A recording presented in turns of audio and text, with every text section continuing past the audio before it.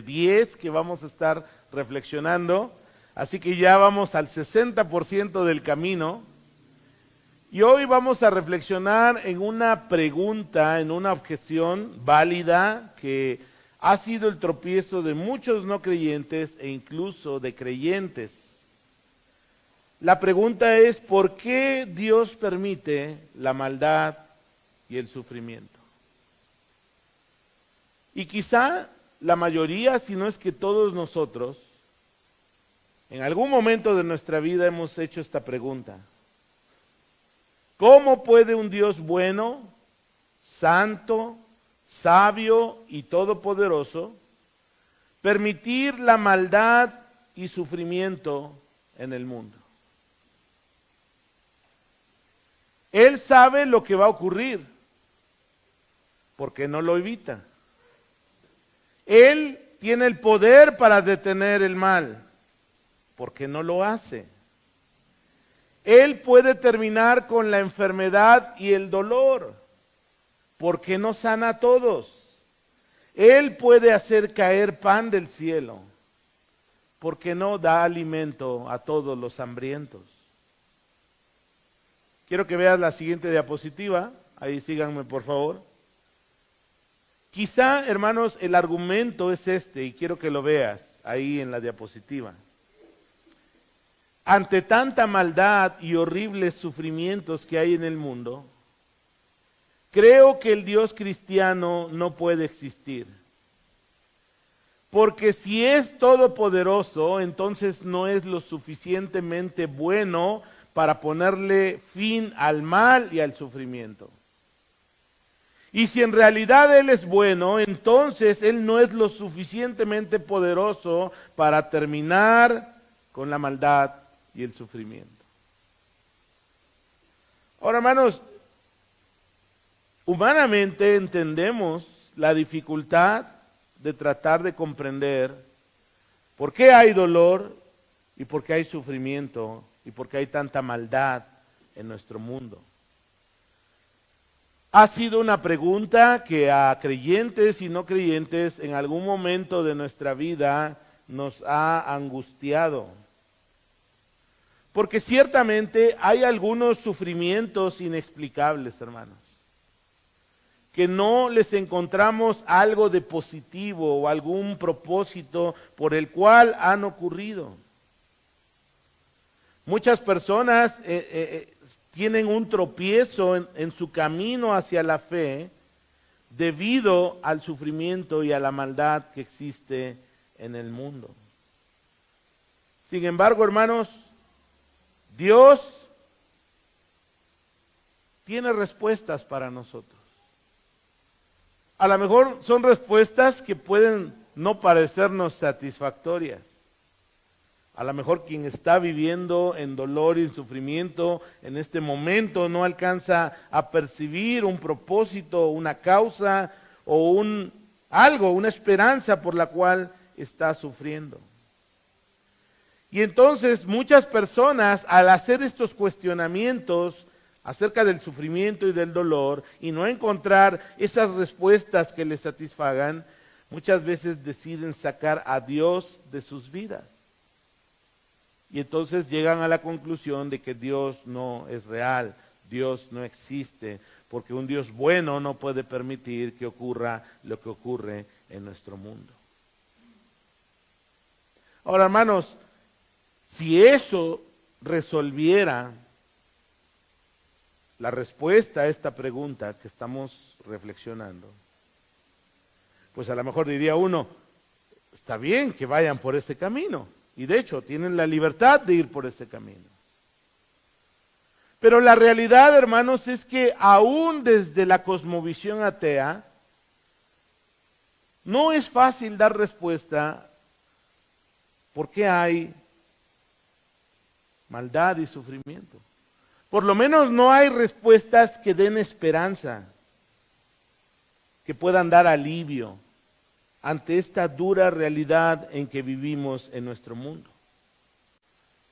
Y te voy a decir por qué. Porque desde la perspectiva de nuestros dolores, nuestras dificultades, los sufrimientos que hemos vivido, comprendemos que esas condiciones, esas situaciones, nos han llevado a un crecimiento de nuestro carácter personal y de nuestra vida espiritual. Mira lo que escribe Viktor Frankl. Él es escritor de un libro muy famoso que se llama El hombre en busca de sentido. Si no te lo he presentado, Viktor Frankl fue un psiquiatra que vivió en carne propia los horrores de los campos de concentración nazi. Y él lo vivió y tiempo después, digamos, lo reflexionó desde su perspectiva como psicoanalista, como psiquiatra. Incluso él creó o es padre de una escuela de terapia que se llama la logoterapia, que consiste en que todo problema en la vida se puede enfrentar de mejor manera cuando las personas tienen un sentido y un propósito para su existencia. Él pudo observar en los campos de concentración nazi cómo las personas que no tienen esperanza, las personas que no tienen una fe, simplemente deseaban morir ante el horror que estaban viviendo. Sin embargo, las personas que tenían una fe en Dios, ellos lograron pasar con mejor perspectiva, con una esperanza, el cruel sufrimiento de los campos de concentración. Y Viktor Frankl dice lo siguiente: son las circunstancias excepcionalmente adversas o difíciles las que otorgan al hombre la oportunidad de crecer espiritualmente más allá de sí mismo.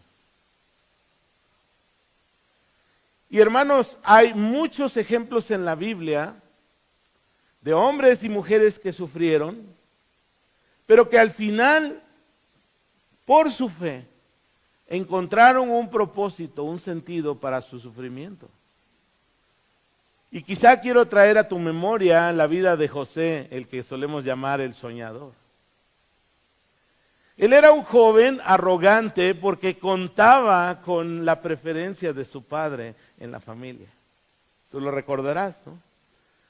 Él era el hijo de la esposa predilecta. Problemas familiares, familias rotas, familias disfuncionales debido a la poligamia de los patriarcas. Él creció junto con 10 hermanos porque su hermano menor todavía no estaba ahí.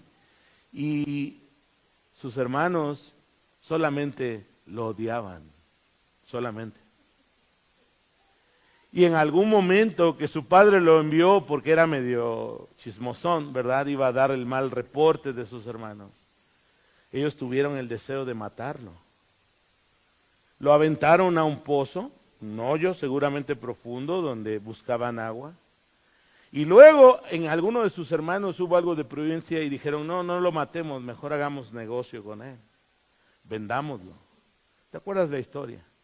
Fue vendido a unos mercaderes, fue vendido a Potifar, un importante ministro, un colaborador en Egipto. La mujer de Potifar puso sus ojos en José. Y José, fíjate bien, porque quizá a ti te ha pasado lo mismo. Por hacer querer el bien le resultó en mal. Muchos, algunos de ustedes han venido conmigo alguna vez y me han dicho, pastor, ¿por qué si me estoy acercando a Dios? ¿Por qué si estoy haciendo las cosas que creo que son correctas? ¿Por qué me está yendo mal? Bueno, mira José, ¿quieres ser fiel moralmente a su amo y no tomar la mujer de su amo? ¿Quiere ser fiel a su Dios? Ahí mismo dice el texto que él no busca una relación adúltera con la mujer de su amo porque teme a Dios. ¿Y cómo le fue? Y muchos de nosotros estaríamos en la prisión, ahí no sé si renegando o por lo menos cuestionando la bondad de Dios. ¿Por qué si yo te sirvo? ¿Por qué si yo hago las cosas bien? ¿Por qué si busco honrarte no me está yendo bien? Eso te lo has preguntado también tú. Yo me lo he preguntado. Sin embargo, la historia empieza a dar un giro. Y uno empieza a ver la intervención divina. Dios prosperaba a José. La mano de Dios estaba con José. Y entonces él adquirió un lugar importante en la prisión. Estaba de preso, pero tenía un lugar de liderazgo. Y luego, como si fuera un cuento de hadas, pero no fue así, es la historia bíblica, Dios lo saca de la prisión hasta el lugar de mayor honor en el imperio egipcio.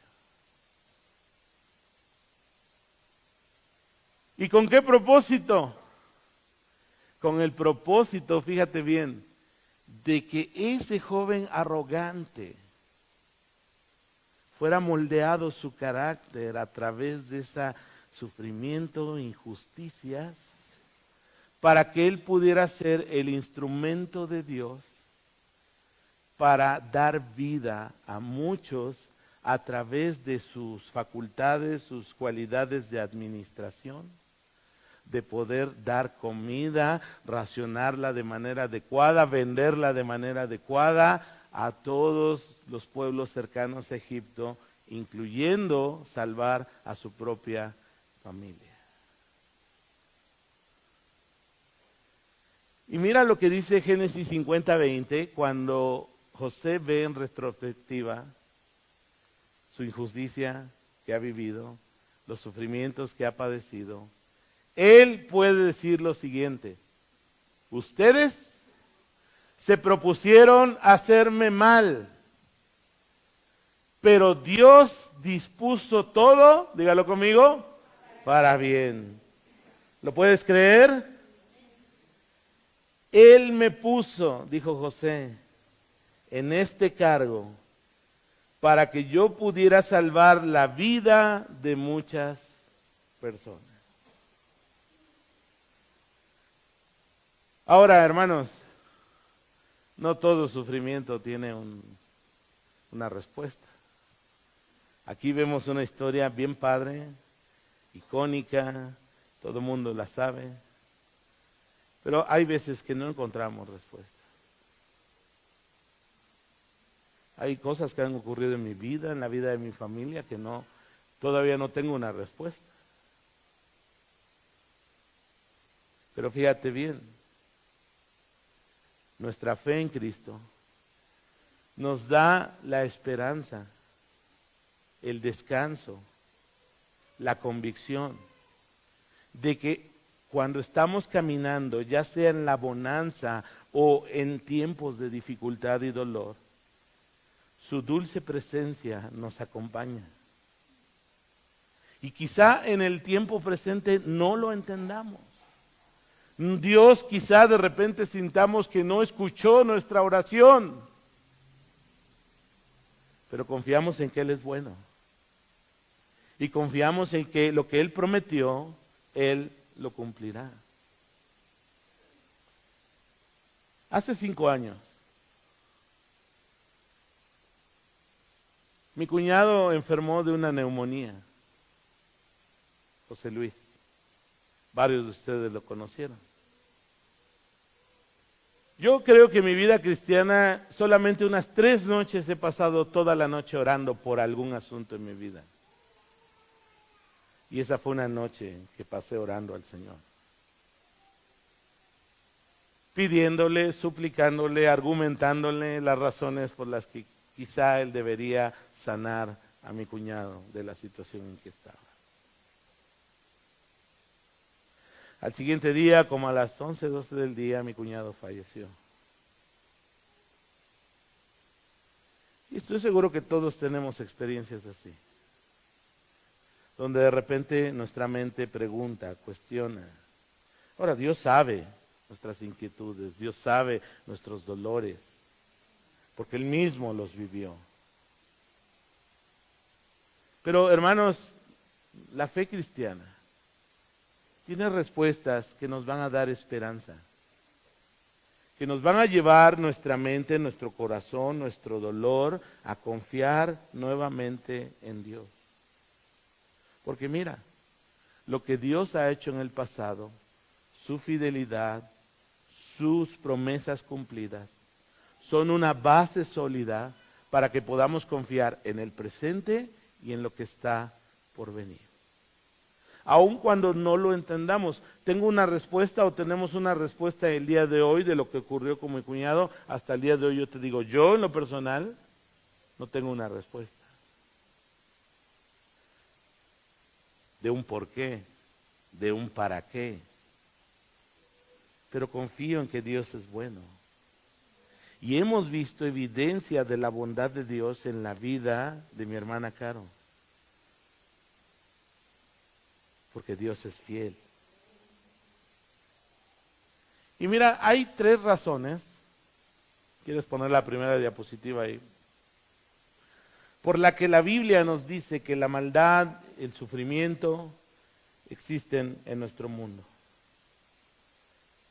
Y no son respuestas simplistas.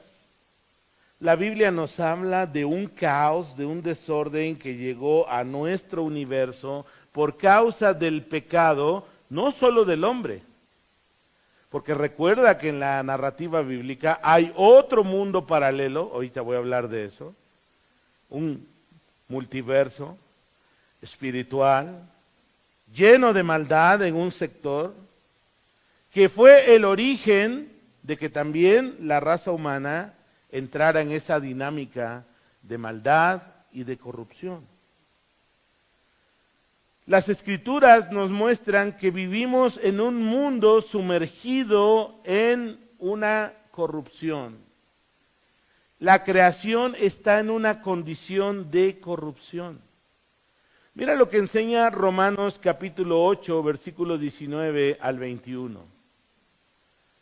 Porque el anhelo ardiente de la creación es el aguardar, fíjate bien, la manifestación de los hijos de Dios. Porque la creación fue sujetada a vanidad, a temporalidad, no por su propia voluntad, sino por causa del que la sujetó en esperanza. Porque también la creación misma, ¿qué dice ahí? Será liberada. Dilo conmigo, será liberada de la esclavitud de corrupción a la libertad gloriosa de los hijos de Dios. En el texto griego, la palabra corrupción, que aquí se traduce así, involucra un decaimiento, algo que va a la ruina, algo que está en un proceso destructivo. Y nuestro mundo, hermanos, aún los científicos, sean creyentes o no, nos pueden decir que nuestro universo va en un proceso de decadencia hasta llegar al frío, a la falta de energía total y la muerte del universo. Es un proceso de muerte. La creación, hermanos, está en ese proceso de corrupción. Vivimos en un mundo decaído, en un mundo en ruinas, en un mundo que sí tiene procesos, tiene ciclos, pero que esos ciclos ya no están perfectos, están en esa corrupción, en ese ciclo destructivo de decaimiento que el pecado vino a traer a nuestro universo. Recién en el año pasado, el último trimestre, llegó un huracán muy fuerte, lo sabes, Acapulco, la región de Guerrero. Destruyó, uno ve nada más la zona hotelera y la zona fifí, ¿verdad? En las noticias, pero mucha gente murió, mucha gente quedó sin hogar, mucha gente aprovechó esa situación para hacer más maldad y corrupción. Hay desastres naturales, hermanos, que evidencian este mundo en esa corrupción destructiva. Terremotos, tsunamis, huracanes, inundaciones, fuegos incontrolables, algunos provocados, otros producidos por los propios ciclos naturales. Y quizá todos nosotros tenemos muy presente el tema de las enfermedades. ¿Cómo le ha ido este año con las enfermedades respiratorias? Yo llevo una colección de 4 virus durante este invierno. Espero que ya, le dije al Señor el otro día, Señor, ya estuvo bueno, pero bueno, Dios sabe, ¿no? Pero todos recordamos la pandemia por COVID-19. Y es increíble, ¿no? Porque en realidad un virus, si tú recuerdas lo que nos estuvieron enseñando durante ese tiempo, un virus no está vivo. Es como un pedazo ahí de una materia que vive gracias a que puede incrustarse en una célula viva, puede replicarse y así propagar y prolongar su existencia. Un virus, a diferencia de una bacteria, que la bacteria sí está viva, y Fer nos mostró el otro día una bacteria que tenía una cola como con un motor, ¿verdad? Y un engranaje, creación divina. Un virus es como una decadencia de algo ahí que estuvo y bueno, ha afectado históricamente a la raza humana. De hecho, la pandemia de COVID, hermanos, fue más mediática que lo que realmente, lamentablemente, murieron muchas personas, quizá algún familiar tuyo, algún conocido, pero no se compara con las pandemias que ha habido a lo largo de la historia humana. Quiero mostrarte aquí en los gráficos algunos datos que nos van a poner en contexto.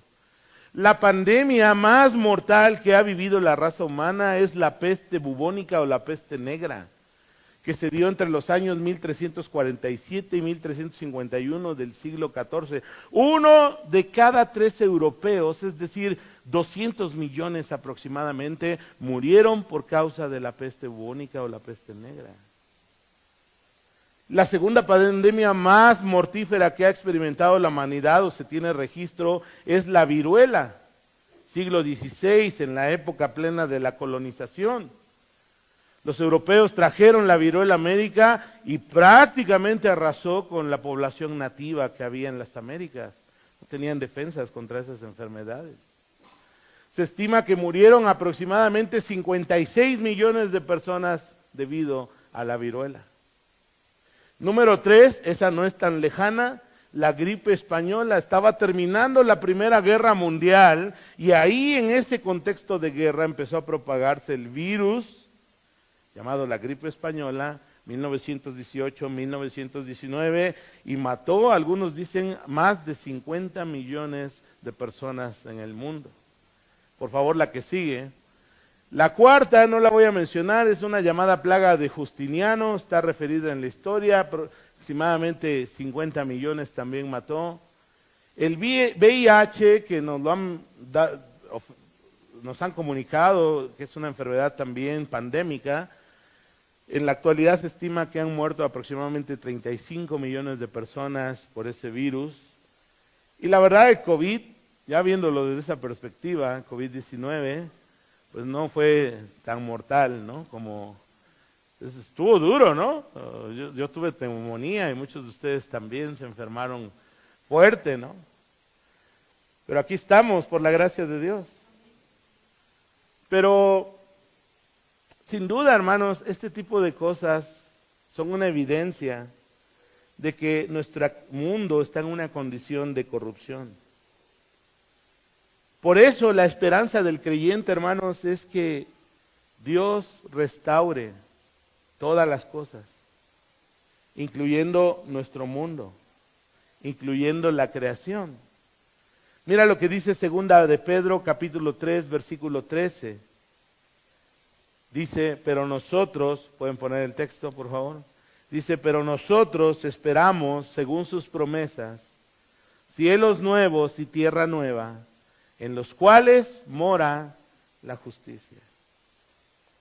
Apocalipsis cierra la revelación bíblica diciendo que ahí en esos cielos nuevos, en esa tierra nueva, no hay dolor, no hay llanto, no hay enfermedad, no hay muerte, porque Dios, fíjate bien, está con un plan que ha desarrollado a través de la historia humana para restaurar a su condición original y perfecta todas las cosas. Entonces, hermanos, vivimos en un mundo peligroso y a cualquiera de nosotros nos puede tocar la situación de experimentar la corrupción, la destrucción de la creación.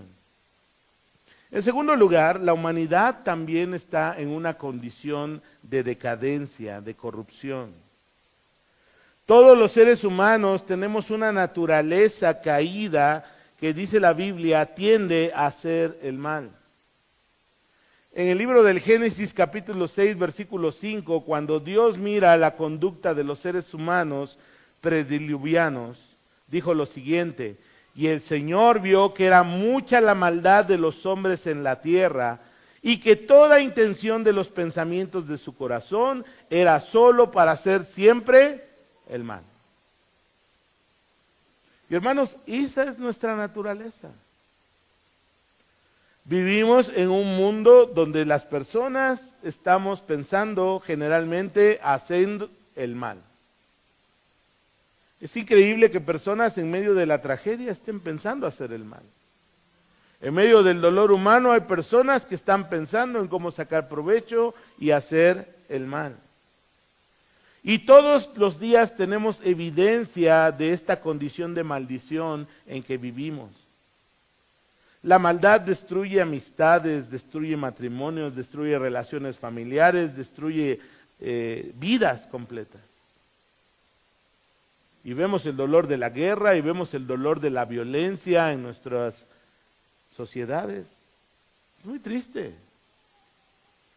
Si uno basara su esperanza en la vida, en lo que vemos diario en las noticias y en lo que ocurre en nuestro entorno, hermanos, no hay motivo para estar con expectativas esperanzadoras.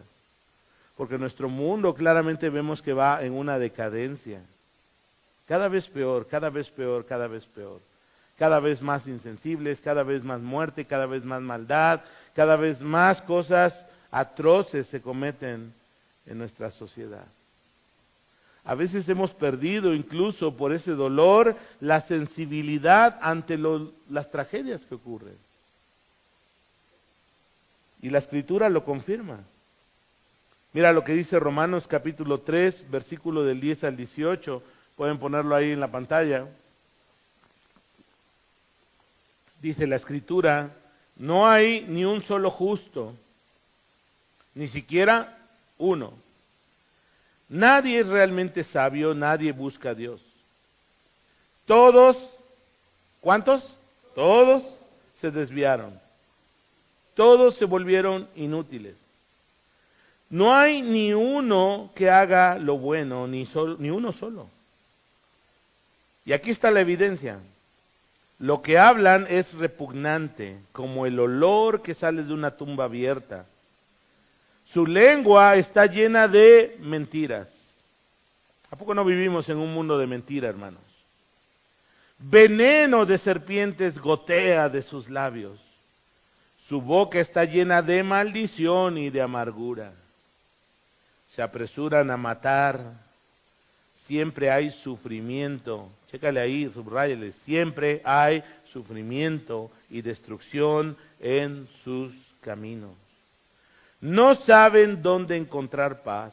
No tienen temor de Dios en lo absoluto. Pablo escribió hace casi 2000 años esto, y hermanos, es un fiel reflejo de la condición humana en la que vivimos.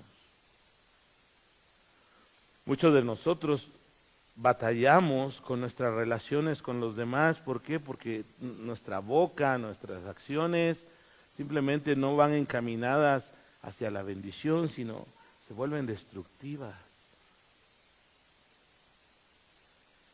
Maldecimos con una facilidad extraordinaria, deseamos el mal al que pensamos que nos ha hecho mal. Hoy la vida humana, como diría la canción de José Alfredo Jiménez, no vale nada. Y tristemente lo vemos tan cerca de nosotros, en medio de nosotros. Y eso da evidencia, hermanos, a esa condición de corrupción en la que vivimos los seres humanos. Porque el humanismo lo que plantea es que el ser humano en esencia es buena y el entorno es el que lo hace malo. Lo que enseña la Biblia es que el ser humano es intrínsecamente malo porque tiene una naturaleza pecaminosa que se ha transmitido de generación en generación. Tú podrías poner unos bebés en una isla que pudieran ellos crecer y sustentarse de alguna manera, y al final vas a ver repetida la historia de la tragedia humana, de calamidad, de muerte y de destrucción, de quebranto y desventura. No hay camino de paz, hermanos. Y si tú observas, la gran mayoría de personas y de familias viven sin paz. Viven en vidas rotas, hogares rotos, familias rotas. Y esa es la tragedia del pecado. El Señor quiere algo diferente para nosotros. Él lo permite, ¿por qué? Porque en su soberana voluntad Él dio libre albedrío a sus criaturas. Una tercera cosa que debemos saber, entonces, en primer lugar, la creación está en un proceso de corrupción. Los seres humanos estamos en una condición de corrupción, pero también hay un mundo espiritual que está en corrupción. De hecho, ellos nos llevaron a esta condición en el sentido del tentador, invitando a Eva a rebelarse contra lo establecido por Dios. Hay un mundo espiritual, dice la Biblia, en condición de corrupción. La Biblia nos revela que hay otra dimensión donde hay seres inteligentes con voluntad que Dios creó. Y dice la Escritura que una tercera parte de los ángeles del cielo siguieron el camino de maldad del enemigo de nuestras almas. No sé cuántos millones sea eso, hermanos, pero hay demasiados huestes malignas, perversas. El mundo está bajo su control y que ellos son propiciadores de mucha de la maldad que nosotros vemos en el mundo. Mira lo que dice Efesios capítulo 6, versículo 12. No luchamos contra enemigos de carne y hueso. ¿Sí lo escuchó bien? Tu enemigo no es tu cónyuge, aunque a veces parezca. Tu enemigo no es tu vecino, no es tu compañero de trabajo, no es tu hermano en la iglesia, no es tu pastor. Luchamos contra gobernadores malignos y autoridades del mundo invisible, del mundo espiritual, contra fuerzas poderosas de este mundo tenebroso y contra espíritus malignos en los lugares celestiales. ¿Has tenido oportunidad de ver un endemoniado? ¿Has tenido oportunidad de ver la maldad en una expresión vívida? Es increíble, hermanos. Hay cosas que suceden entre los seres humanos que no se explican si no es por la intervención de este mundo espiritual perverso y maligno. Masacres, matanzas, dolor, muerte, perversión, crueldad sin límites. Y muchas veces los cristianos queremos empatizar con el mundo. Y ojo, no estoy hablando de las personas, estoy hablando con el sistema. Porque las personas que estamos en el mundo, ¿verdad? Estamos perdidas, pero Dios nos ama. Pero hay un sistema donde sí hay humanos involucrados, pero están estas huestes espirituales atrás de ellos. Primera de Juan capítulo 5 dice, el mundo entero está bajo el maligno. Efesios capítulo 2 dice que es el espíritu que ahora opera en este mundo. Y es muy curiosa la palabra opera ahí en Efesios 2 porque la palabra griega es energeo. En otras palabras, energiza a este mundo el espíritu malvado de desobediencia para llevarnos a hacer cosas atroces, terribles.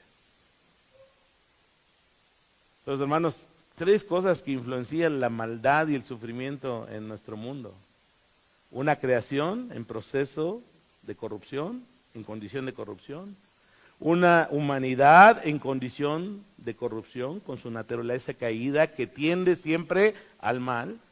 Y un mundo espiritual corrompido, que tiene al mundo bajo su control y busca siempre oponerse a Dios y destruir la creación que Él ha hecho. Entonces, a lo mejor no te satisfacen esas respuestas, pero quiero decirte que la Biblia nos da unos recursos para poder afrontar entonces desde la fe, con esperanza y con valentía, el dolor,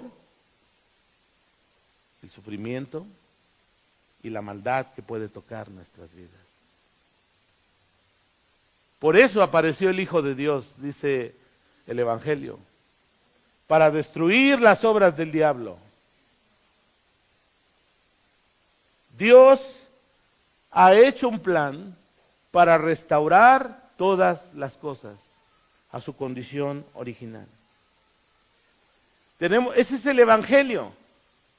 Buenas noticias. En medio de este caos, en medio del dolor, el sufrimiento, en medio de este panorama desesperanzador que está ante nuestros ojos, Dios tiene buenas noticias para nosotros y ese es el Evangelio de Cristo Jesús. Dios envió a su Hijo Jesús, Dios hecho hombre, para que Él pudiera, fíjate bien, en primer lugar, reconciliarnos con Dios y en segundo lugar, Él ser el restaurador de todas las cosas.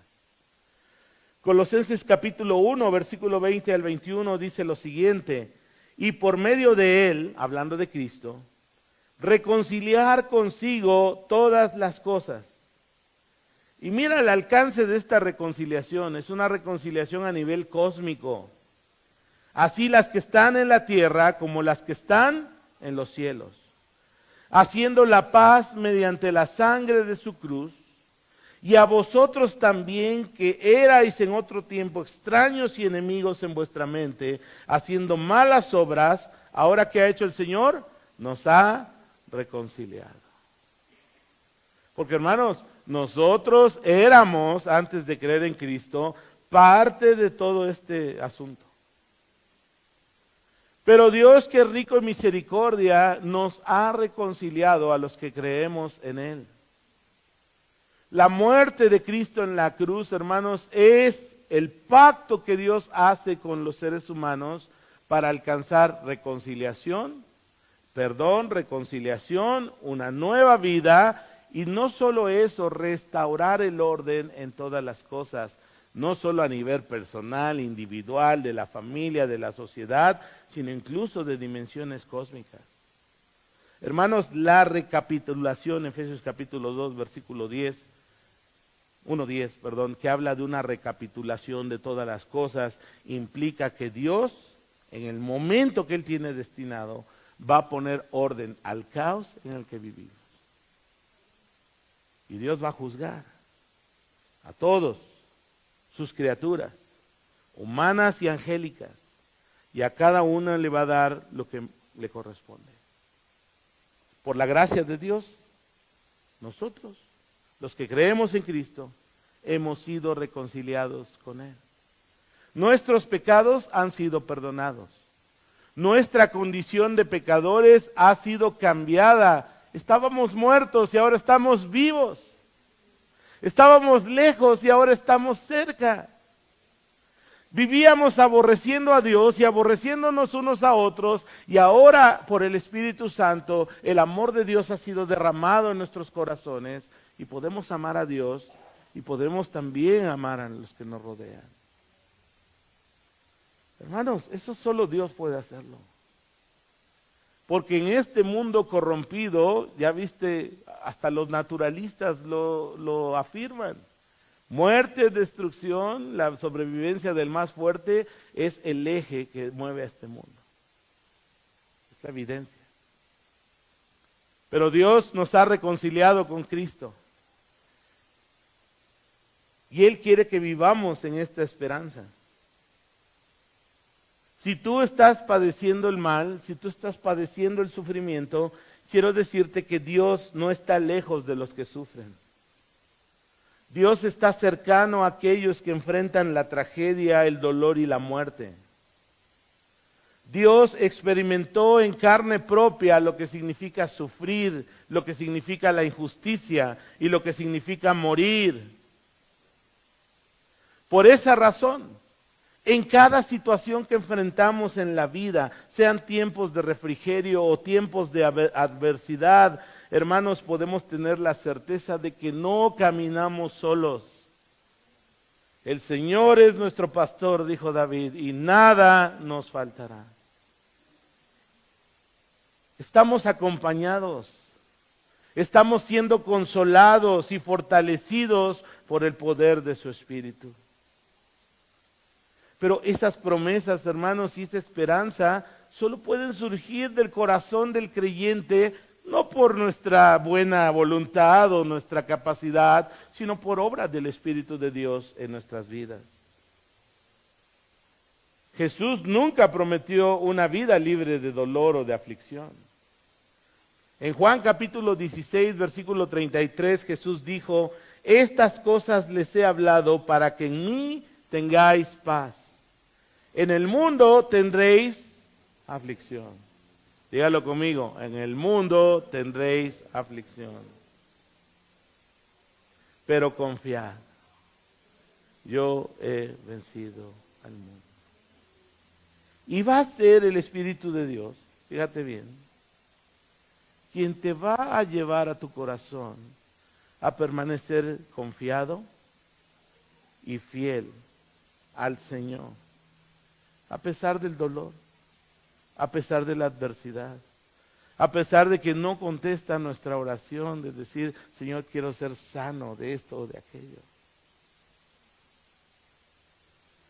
Porque como creyentes entendemos una cosa: nuestro tiempo aquí en la tierra es bien pequeño, es algo bien temporal. Pero Dios tiene para nosotros promesas de un futuro en la eternidad, donde gozaremos de todo lo que en este mundo no hay. Amén. Y a lo mejor te ves joven y dices: me falta mucho por vivir. Pero la neta es que ayer yo me veía así. Y veo que voy directo ya hacia una edad, ¿verdad? En unos años que vuelan, donde vamos a decir, dijo Eclesiastés, no tengo en ellos contentamiento, ¿no? Hermanos, nuestro corazón y nuestra esperanza en medio del dolor, Dios lo usa para moldear ese carácter que nos hace falta tanto. Y Dios va a usar. Mira, si tú eres del Señor, si tú le perteneces a Él, tu vida está en sus manos. Ahora, eso no significa que no vas a enfermarte. Eso no significa que no vas a morir. Claro que todos vamos a morir, a menos de que el Señor venga antes. Algún día a todos nosotros nos dirá el doctor: prepárese porque le queda poco tiempo. O quizá ni nos diga, ¿no? Y en un momento repentino volemos a la eternidad. Pero justo es la fe en Cristo la que nos va a dar esa confianza de que no estamos solos. ¿Estás padeciendo enfermedad? No estás solo, no estás sola. Ha llegado dolor y calamidad a tu vida, el Señor está contigo en medio del dolor. No necesitamos estar enfermos o pasando un tiempo de adversidad para recordar que Dios es bueno y Dios es fiel. Él está presente. Así que si en tu mente has estado luchando con esa pregunta: ¿por qué Dios, un Dios bueno, por qué Dios permite que exista el sufrimiento y la maldad? Mira, no te puedo dar una respuesta a lo mejor muy elocuente, muy convincente, pero lo que sí te puedo decir es que desde la cosmovisión cristiana hay respuestas que pueden traer paz a nuestra alma. Y por la gracia de Dios, estar firmes. Y si nos toca sufrir por Cristo, suframos por Él. Y si nos toca enfermedad, si nos toca dolor, confiemos en Él. Porque Él ha sido fiel en el pasado, ¿o no? Él está siendo fiel en el presente. Eso es una base sólida para confiar que Él seguirá siendo fiel, aun cuando pasemos las fronteras de la muerte. Amén. Terminemos con una oración. Y si en esta tarde tú estás con un corazón quebrantado, con un corazón que a lo mejor está luchando con estas preguntas, yo quiero animarte en el nombre de Jesús a que hoy le conozcas, a que hoy te arrepientas, a que en realidad dejes de saber de Dios y experimentes a Dios en tu vida. Porque hay una gran diferencia de saber de alguien y conocer a alguien. Son dos cosas distintas. Jesús dijo: te es necesario nacer de nuevo, y ese concepto, hermanos, es lo que transforma. Necesitamos nacer de nuevo poniendo nuestra fe, nuestra confianza en Cristo. arrepintiéndonos de nuestro pecado, de nuestras maldades, de vivir lejos de Dios y entregándonos a Cristo como Señor y Salvador. Padre, estamos aquí. Quizá hay aquí en medio de nosotros personas que están sufriendo, que están pasando dolor. Quizá personas, Señor, que han tenido al sufrimiento y a la maldad como un obstáculo para llegar a una plena fe. Pido a tu Espíritu Santo, Padre, que traigas hoy consuelo, traigas fortaleza, traigas claridad en sus corazones, que los bendigas con paz, que puedan comprender que hay cosas aún de este mundo físico que se salen del alcance de nuestro entendimiento, cuanto más del mundo espiritual. Lo que sí sabemos, Señor, es que tu plan original nunca fue muerte y dolor, porque tú eres el Dios de la vida. Tú eres el Dios que sana, tú eres el Dios, Señor, que lo crea todo bueno y perfecto. Pero también fuiste un Dios que nos creó a nosotros y al mundo angelical con libre albedrío. Y muchos, toda la raza humana se descarriló, se fue tras sus caminos. Señor, una tercera parte de los ángeles del cielo caminaron tras la rebelión contra ti. Señor, entendemos que el pecado vino a traer este caos y esta calamidad en la que vivimos. Pero gracias por Jesús. Porque para esto apareció el Hijo de Dios, para destruir las obras de las tinieblas, Señor. Y ahora sabemos que en Él hay vida, en Él hay luz, en Él hay paz, en Él hay perdón, reconciliación, en Él hay nueva vida. Él es capaz de llevarnos nuevamente a casa contigo. Y Señor, quiero pedirte que si alguien en esta mañana aún no te conoce, no te ha entregado realmente su vida, no ha tenido una experiencia de nacer de nuevo, que tú puedas hacerle nacer de nuevo el día de hoy. Que pueda arrepentirse, que pueda entregar su vida al único Salvador que es Cristo Jesús. Padre, ayúdanos a confiar en medio del dolor. Ayúdanos a aferrarnos a la esperanza de tus promesas. Y Señor, que sepamos que aún el día, ciertamente hay temor quizá, pero aún el día en que enfrentemos la frontera de la muerte, tú estarás con nosotros. Señor, tenemos promesas de vida eterna, de gloria y gozo celestial para aquellos que creemos en ti. Ayúdanos a experimentar esa presencia y esa esperanza, Señor, en medio del dolor. Padre, levanta al que esté débil, fortalece al que esté caído.